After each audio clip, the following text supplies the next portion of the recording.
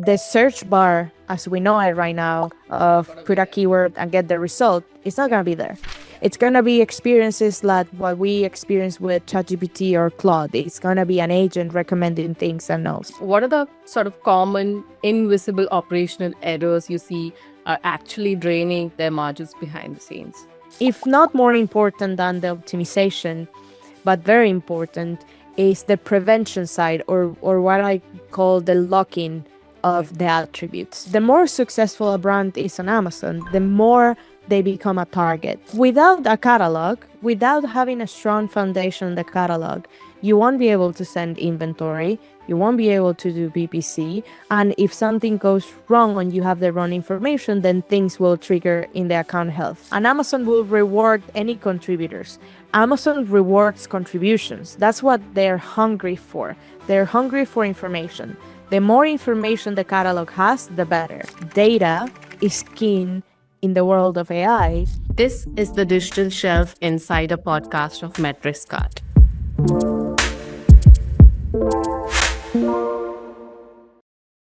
Did you know that lately even established Amazon brands are losing up to 25% of the potential revenue simply due to catalog errors and inventory data gaps?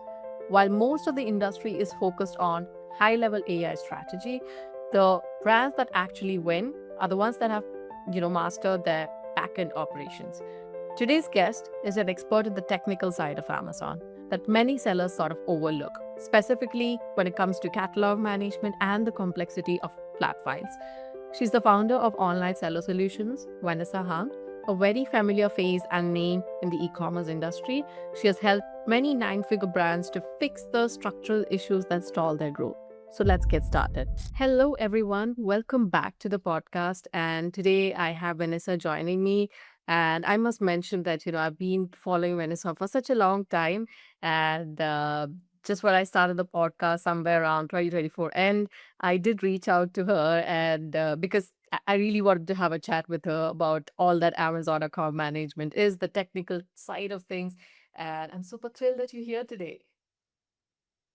Yeah, I'm super excited as well. Thank you for the invite. Yeah. So I have a couple of questions for you, Vanessa. And like I mentioned, you handle a lot of the technical, the unsexy side of Amazon account management for brands. And right now, brands who are on Amazon, they, are into high level strategy work, especially with the whole layer of AI that's there.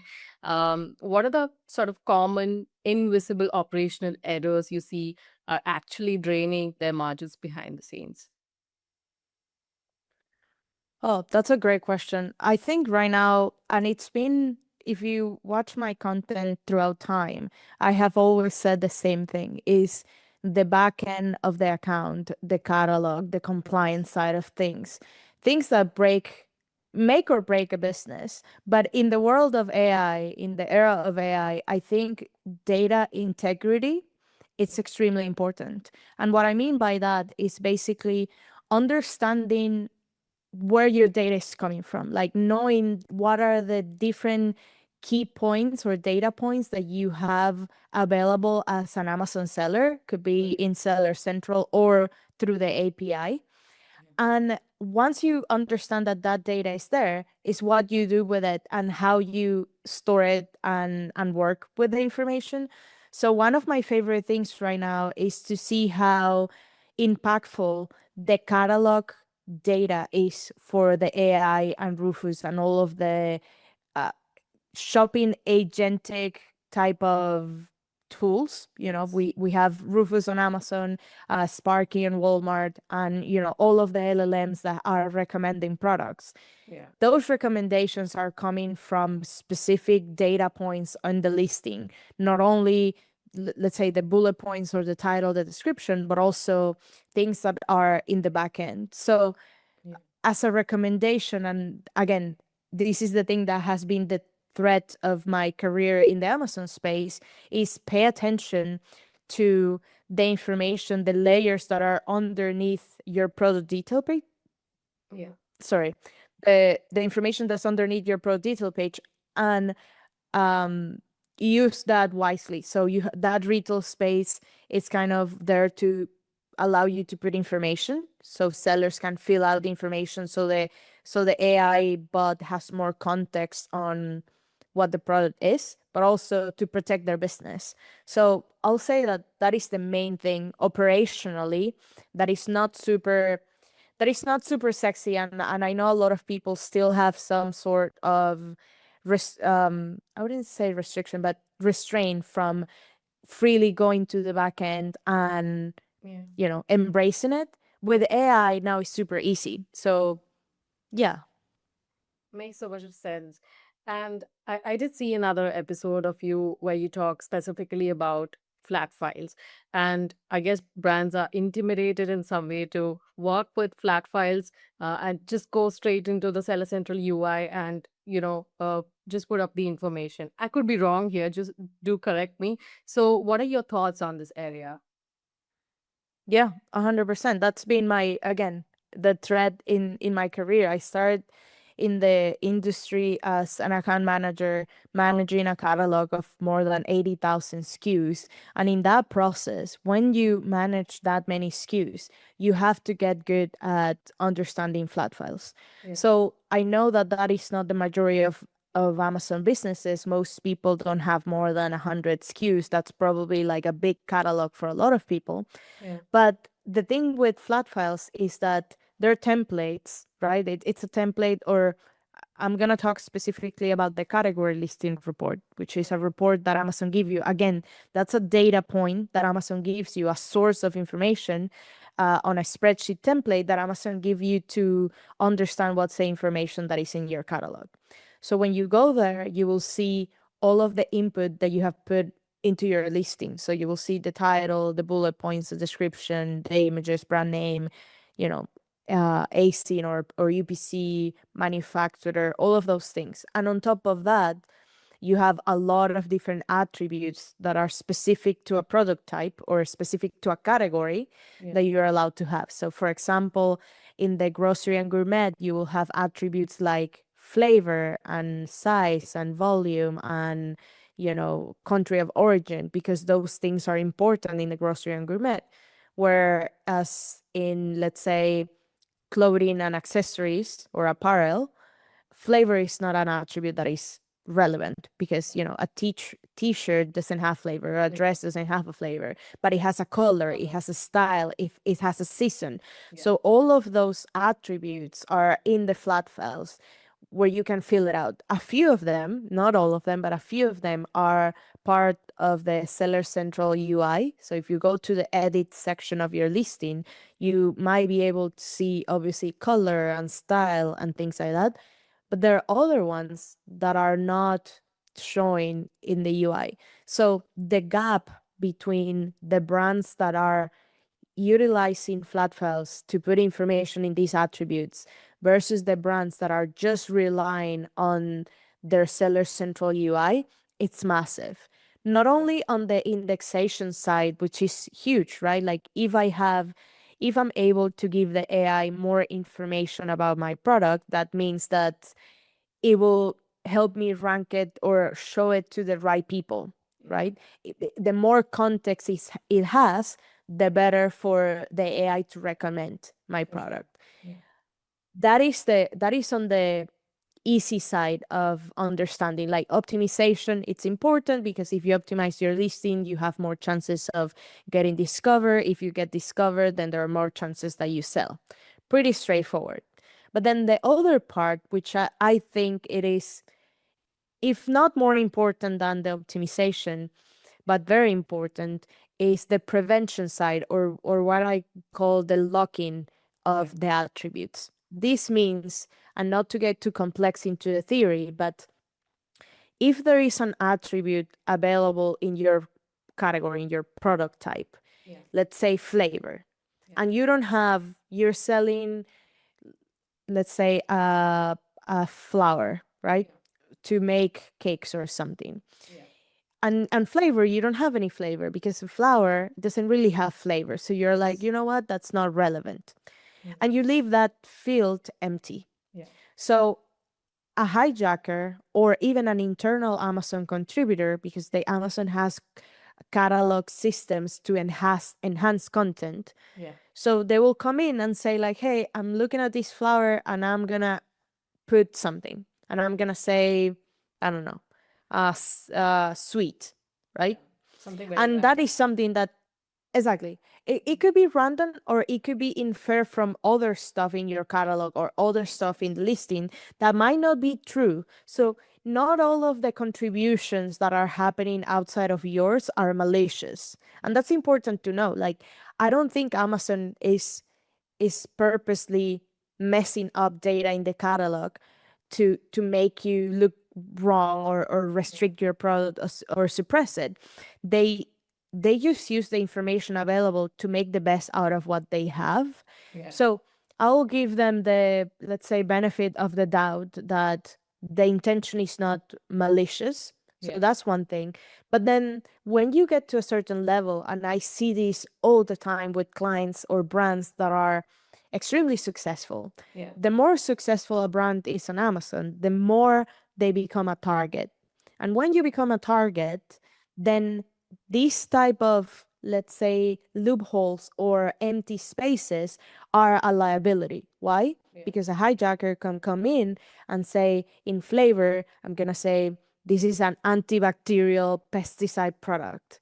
Yeah. And because there is no contribution, Yeah. the system, Amazon system, allows the contribution, allows the other seller to say whatever, because at the end of the day, what Amazon rewards is the contribution. Yeah. So they want you to contribute into the listing.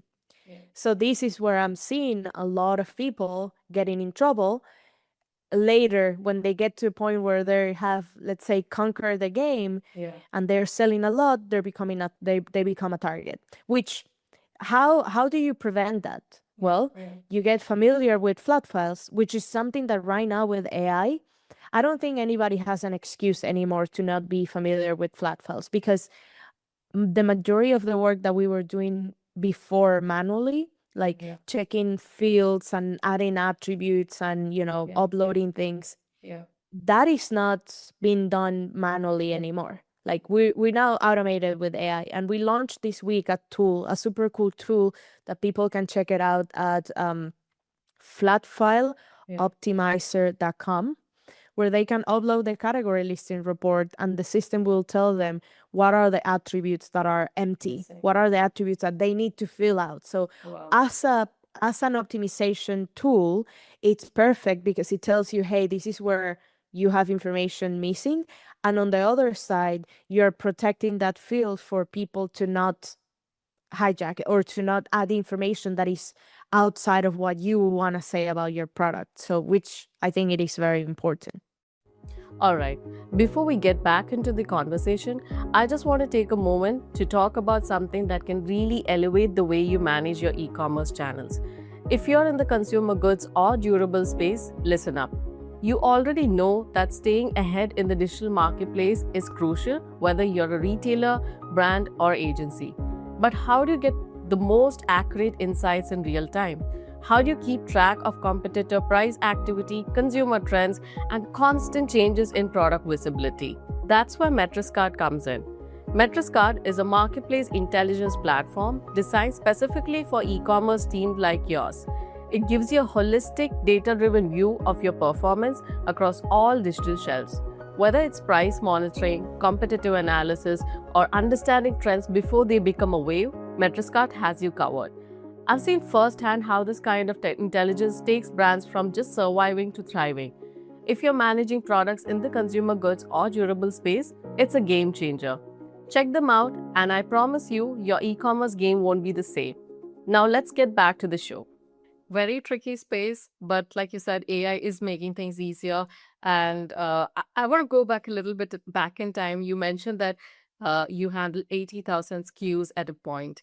How was that? How did you keep tab of things? Like, and I'm sure it could be very different categories with very different attribute requirements from Amazon.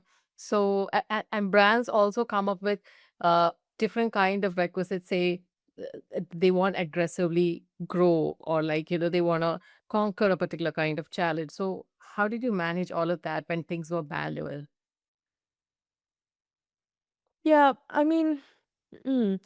It depends because once I see the work I see on the catalog is kind of the foundation for the business. Truly, without a catalog, without having a strong foundation in the catalog, you won't be able to send inventory, you won't be able to do BPC, and if something goes wrong and you have the wrong information, then things will trigger in the account health.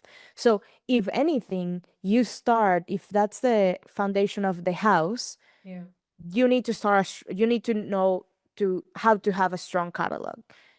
How do you manage a big catalog? Well, again, it depends on what type of products you're selling, how often you're launching products, how often you're killing products, meaning how fast do you cycle on one SKU and then bring a new one and then the other one you're not sending inventory anymore.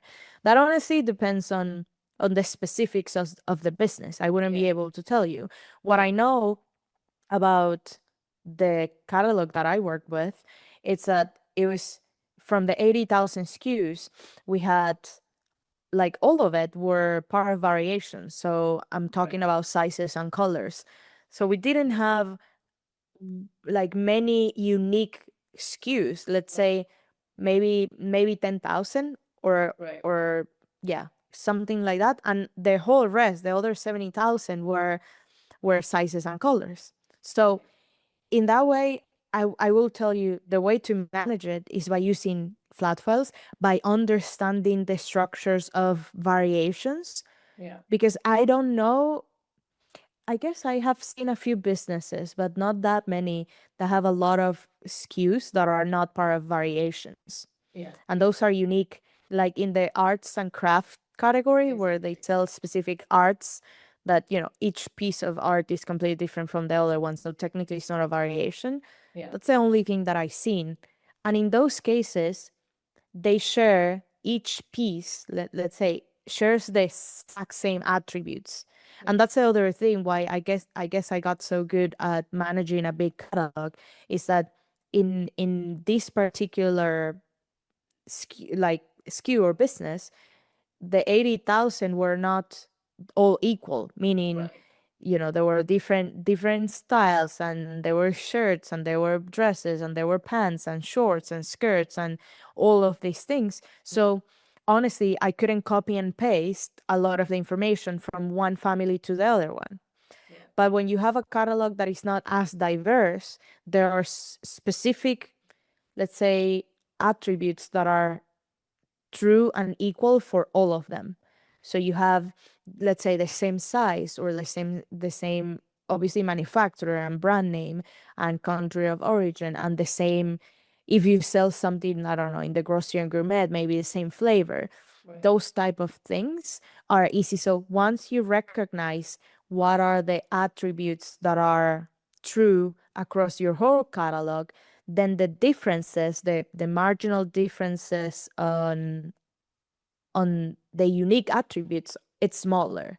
So it's less overwhelming. Instead of thinking, oh, I need to fill out, I don't know, 100 unique attributes, then it's just like 15. Because only there are 15 that are unique to that particular product. Everything else is a copy and paste. Again, this is how, I guess, how my brain works. And because I have done it manually for so long, I've been in this side of the business for 8 years now, then that's kind of my train of thought. But if somebody right now is listening to this and they are like, I don't know what a category listing report is, I don't know what a flat file is, I don't know anything about what Vanessa is talking about, my recommendation is so the way you download the category listing report is you go to Seller Central, to the menu, the menu bar to the left side of the screen, you click reports, then inventory reports, and in that dashboard there is a drop down menu and you can find the category listing report. Once you download that, you will see a spreadsheet with all of the information of all of the SKUs that you have created and the information that you have inputted into those SKUs. So this is one thing that I'll say, and I get this question all the time. The information that you see in the category listing report is the information that you, as a seller, your account has added to that particular ASIN. It is possible, though, that you see in the pro detail page a different, let's say, title. Yeah. And the discrepancy is because that other title that you're seeing in the pro detail page is not coming from your account.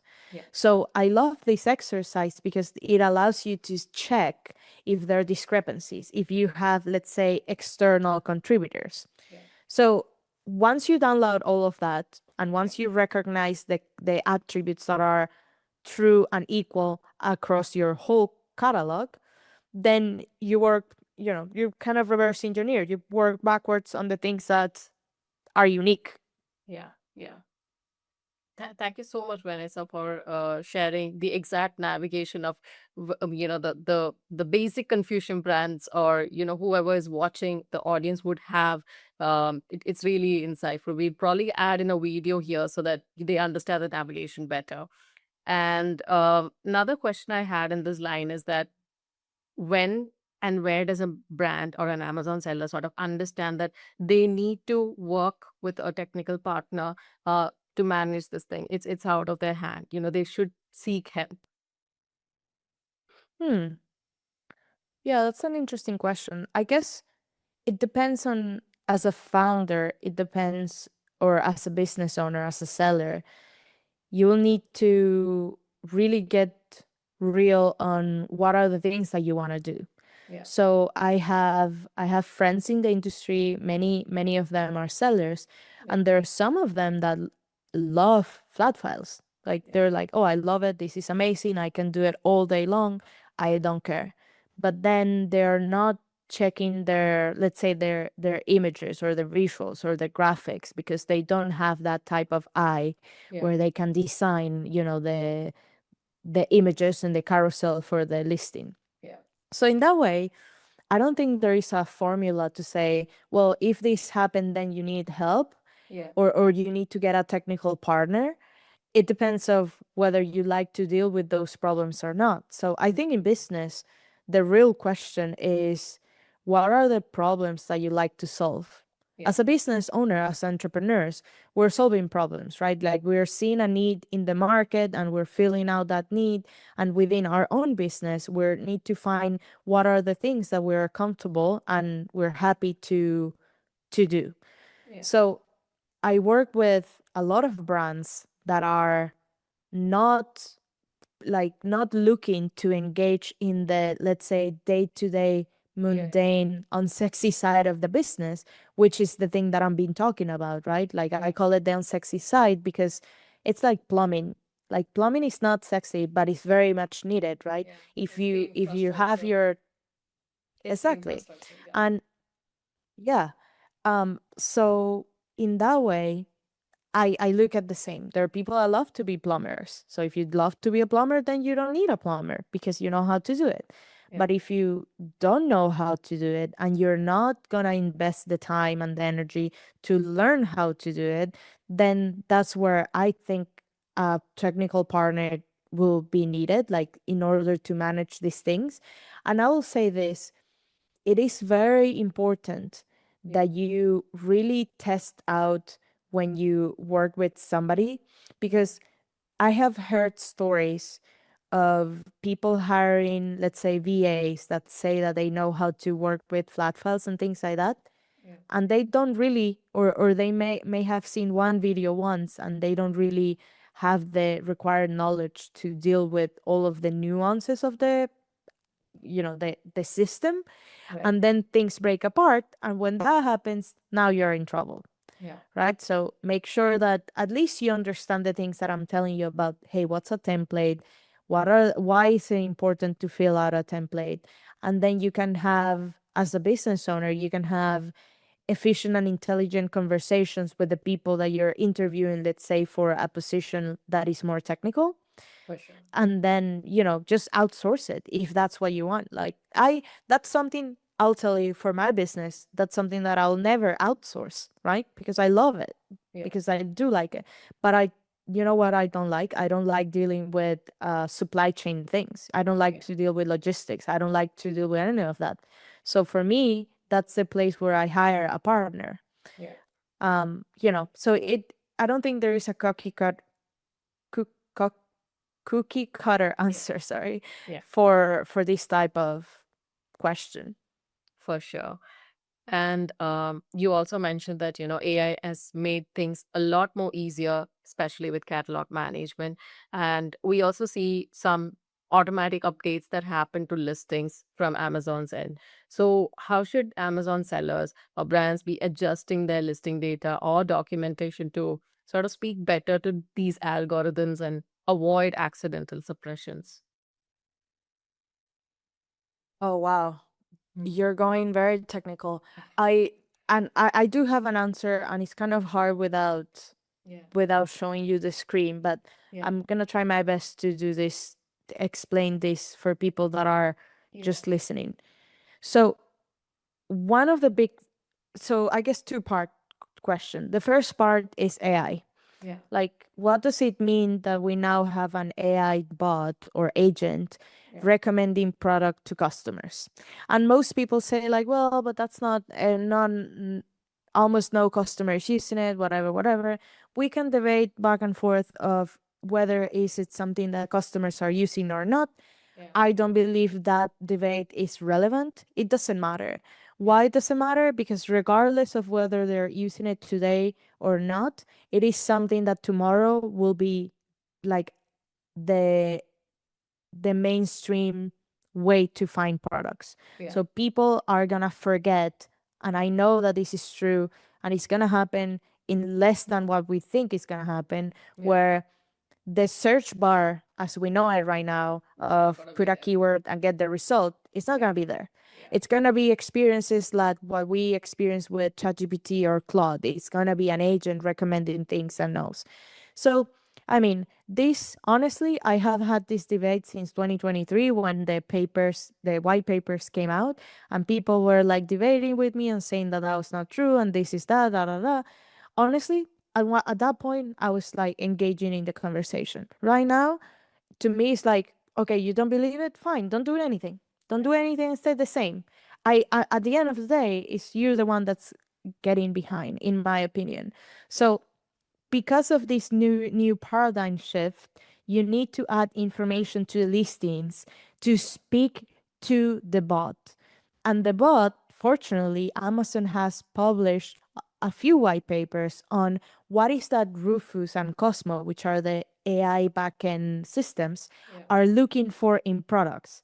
What is that they're reading? What is that they're looking for? So the formula is simple. You know what they're asking, you put the information that they need in your listing. A lot of people were playing the game of stuffing keywords, Yeah. and that is something that is in the past, in my opinion. Some people still think it's true. Again, this is not a debate. I just think I'm just gonna say what I think is true. So it's true that you should be optimizing for AI. So that's one side of the business. Whether you do it with flat files or not, Yeah.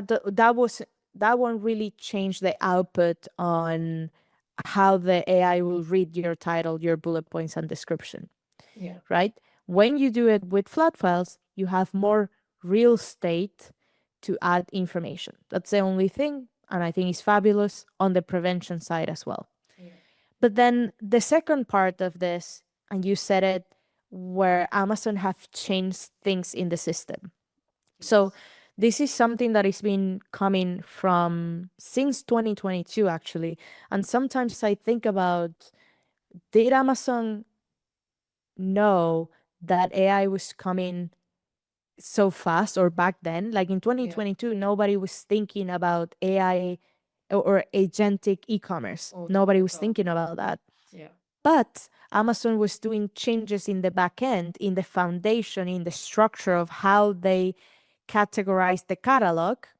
Right. So the flat files were changing, and the rules to use the flat files will actually change.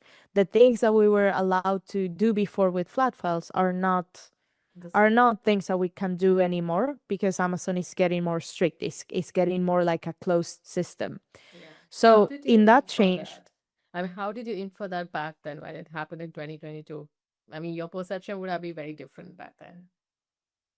yeah, so back in 2022 when I saw it change, I just saw, hey, they're changing the way that they're building the catalog, the infrastructure. And what I said back in 2023, so I did have some awareness because in 2022 I saw the flat file change, and in 2023 I read the white papers from the AI. Yeah. So back then I connected it. If again the system, the let's say the catalog infrastructure was built for keywords, Yeah. right? For stuffing keywords and a specific algorithm. Amazon said, like, you know what? For the world of AI, we're gonna build an infrastructure that is different.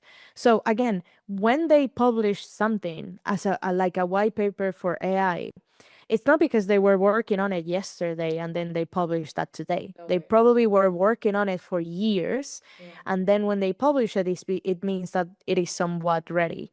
Yeah. So I don't know. It's not really relevant, the connection that I made back then. But right now, what I know is that because of the flat files are changing, that means that gives me a cue that the infrastructure, the underneath way that they categorize and catalog products is changing. And I see that it is a byproduct of seeing a different template.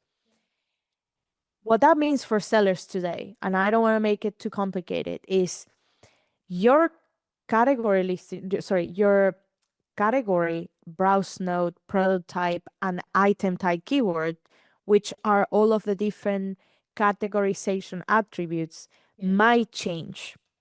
So I also built a tool for you to recognize this. So if you go to flatfiletransfer.com, you can upload your category listing report and it will tell you what are the item type keywords that you have on your category listing report, so you can download the new template. So if you go to Amazon right now, you can download the new template and then work with those new templates. What does that mean? So you're like, why do I need to do this? This sounds super complicated. This is not relevant for my business. Well, it's actually very relevant because part of your question was, how do people have the information ready so when something goes wrong, or where something changes, they can act quickly? Yeah. You should have, because of what I said at the beginning, data is king in the world of AI. Yeah. You need to have your catalog save in a folder with all of the information, meaning, and the way to translate that is to have a flat file with the accurate information of your listing in the right template, which is, that's one thing, right template. And that is what is changing. The templates that we used to use before, they're not around anymore. So we need to, let's say, transfer the information and save that in a folder, so when something goes wrong, when a suppression comes along, or when there is a restriction, you can just upload that file because you trust that that is the accurate and most updated information, right? Yeah. So that's why you do it, and that is the most important why, because you don't want to lose a lot of money out of a restriction. You want to recover quickly from something like that. For sure. Thank you so much, Vanessa, again, for keeping it very deep and detailed so that, whoever is listening, the sellers, the brands, they get a whole widened perspective of how technical and important catalog management is. I have been also going through the case studies that you published recently. One of them that I picked and read is about a brand thought that they owned the listing, but they actually didn't have the contribution authority. So, for brand founders listening in, how can they tell if they've lost control of their own data, and why does Amazon sometimes prioritize a random third party's information over the actual manufacturer? Well, yeah, that is probably the most famous. Most people don't know much about flat files, but they for sure know an error called 8541. That's kind of a very infamous error. That is basically the explanation of what you're saying. As a seller, as brand owner, I am trying to make change to a specific attribute, and I am not allowed, the system is not allowing me because it's saying that there is a matching error, meaning the information that I am uploading is not matching to what Amazon has in the backend. This happens for a lot of reasons, but the theory is that each, let's say, entity on Amazon has a specific number of points. So if you think about contributions as a point system that goes from 0 to 100, then each entity has its points. So professional sellers have certain amount of points, then brand register sellers have points, then vendors have points, and all of them are different. So a vendor has higher points than a professional seller, and a brand register seller has more points than a professional seller, things like that. So what happens is when somebody that has higher points than the entity that owns the listing is rewriting, let's say, the title, and this happens very often with internal contributors, meaning Amazon systems that enhance or improve the catalog, then internal contributors have normally higher contribution points than the brand register seller. So what you need to do then is you need to open the case and request for the removal of those contributions and for them to letting you change the information. So why does that happen? Well, two things. One, it's an internal contributor or somebody that has higher points than yourself. So if you have brand registry, then naturally this needs to be internal Amazon systems or vendors, which are higher than brand registry sellers.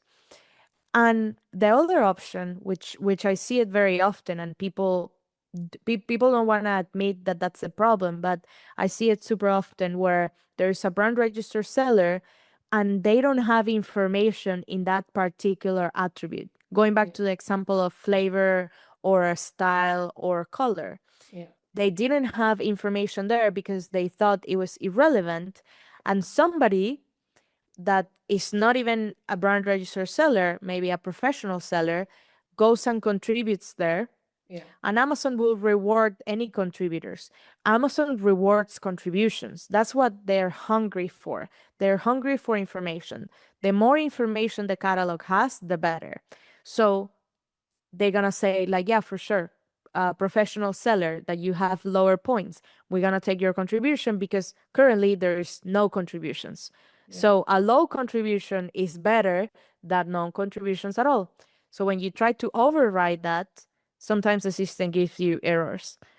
So that's where you need to troubleshoot with seller support and brand registry to gain back the contribution points. And it is painful and it's really, really, I guess, troubling when you don't have it.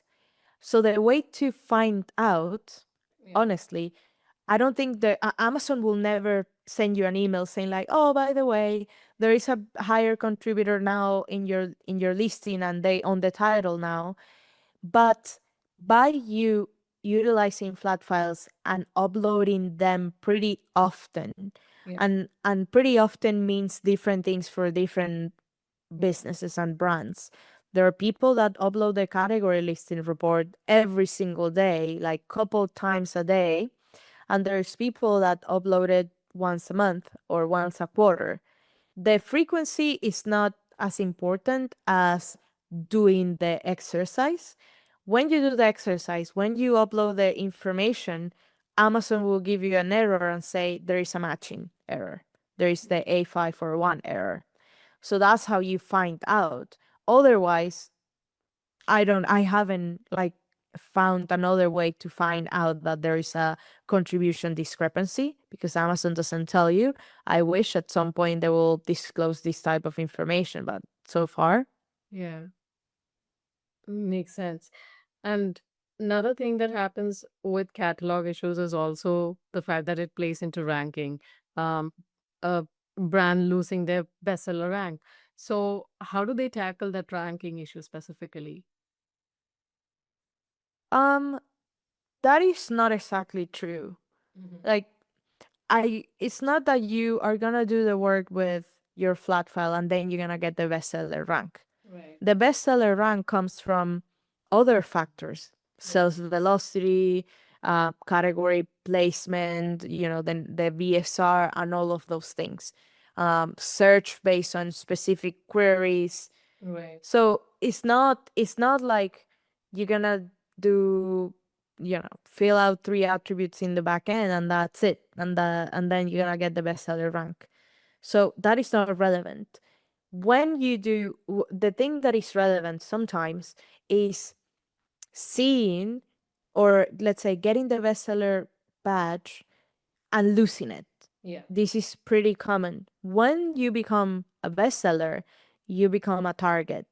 Yeah. And going back to the beginning of our conversation, Yeah. when you're a target, the way that, let's say, your competitors are going to target you is by utilizing the space in the back end that you have empty to input information that is going to restrict or suppress your product. So, let's say by putting adult keywords on a listing that has the bestseller badge, Amazon automatically removed the bestseller badge because adult products don't have that. Yeah. They don't get that ranking. You are not ranking organically anymore because of the adult flag. Yeah. So to fix it, you go to the backend, you go to the flat file, and then you put the information that needs to be there in the specific attributes, and then you change it. And hopefully you gain the bestseller badge again. But it's not a direct byproduct of catalog work to get the bestseller badge. And unfortunately, I believe that is the reason why a lot of people will disregard this type of work, again, the unsexy, because they don't see the direct correlation between doing the flat file work and getting the bestseller badge. But trust me that when they do get it and they haven't done the work in the back end, then they're gonna suffer. So that is the thing, is building a house with the wrong foundation. It's like I heard the other day somebody said something like a giant with the the their foot were mud or something like that. I don't Yeah. I Yeah. don't know, but you know what I mean. It's Yeah. having the wrong foundation, having a weak foundation. As soon as you get the crown, which is the bestseller badge, Yeah. that could fall apart super quick. Yeah. And that's when people come to us, for example, running like, oh my God, I have this thing and I'm so afraid because now I have adult keywords in my backend. Yeah. So Yeah, yeah, I get the gist. We've come to the end of this episode, and I have this final question for you. So, what, according to you, are like top three focus areas that brands should definitely have in mind working forwards with the AI layer and everything that's happening on Amazon?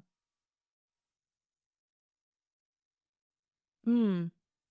Okay, top three. I'll say really focus on having a phenomenal product. Yeah, This is something that sometimes, like in the past, you were able to succeed with a mediocre product, right. or even with a mediocre listing. Yeah, And I've seen many examples of that. yeah, I don't believe in 2026 that's true. So the people that honestly they need to go back to being fully transparent with themselves, look at their brand, look at their listing, and think, can I do better? yeah, And if the answer is yes, then go ahead and do it. Because in this hyper competitive ultra one and another thing with the AI world is that it is somewhat binary, yeah, meaning it is a zero sum game with there will be winners, yeah, and the winners are the ones that get recommended by the agent. right.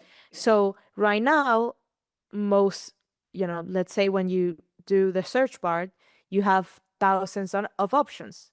Okay, no, probably not thousands because the customers are not really looking through thousands of products to make the decision. They might look between 10, the top 10 within the search results, right?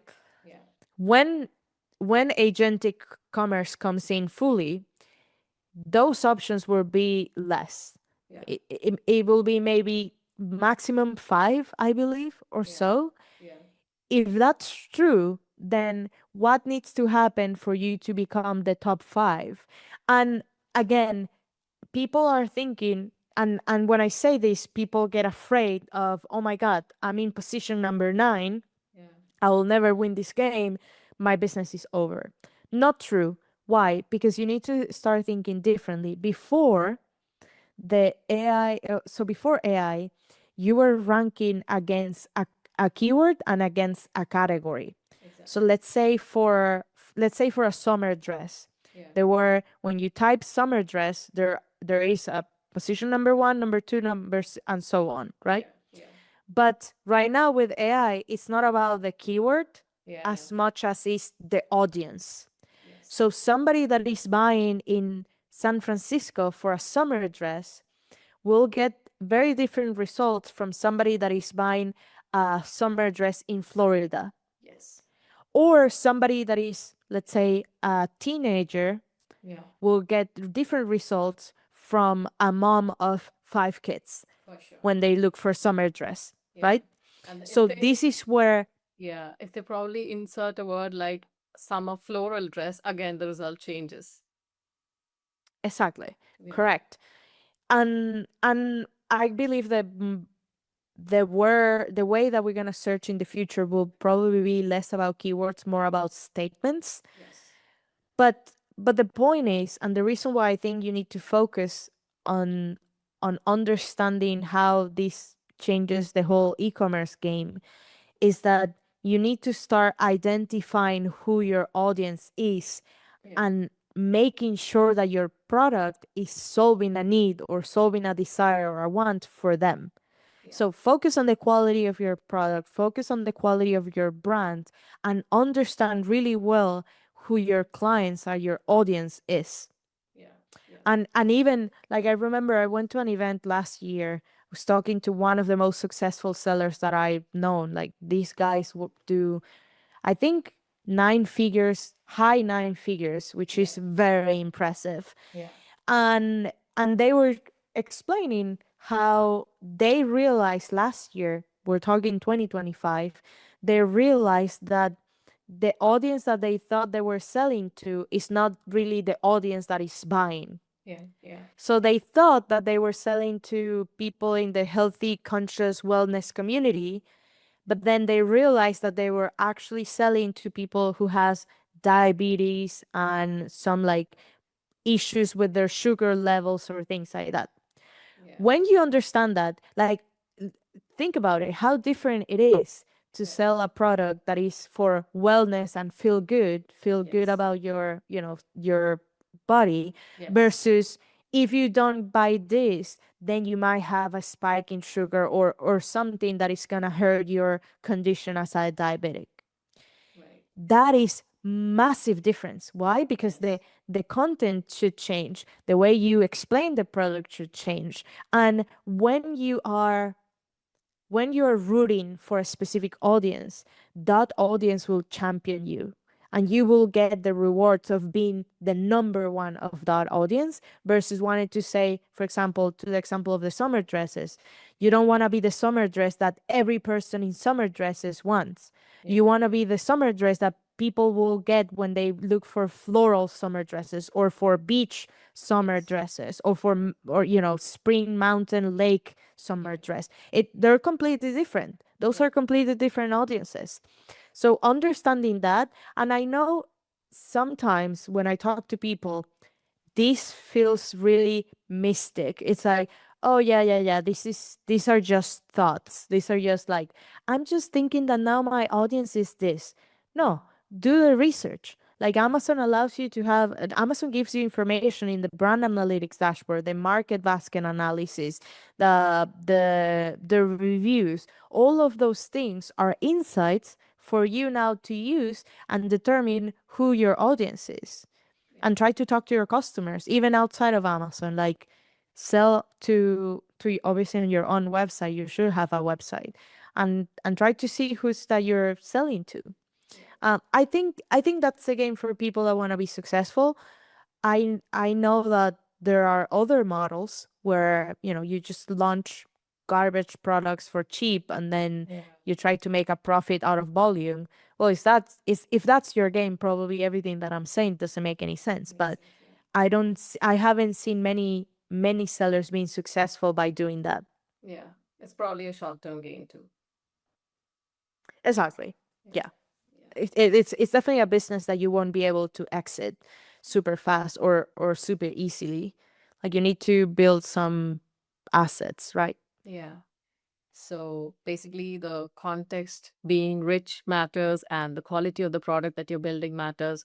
Thank you so much, Vanessa, for, a power pack deep dive into flat files and Amazon account management and everything. Thank you so much for your time. It was wonderful having you.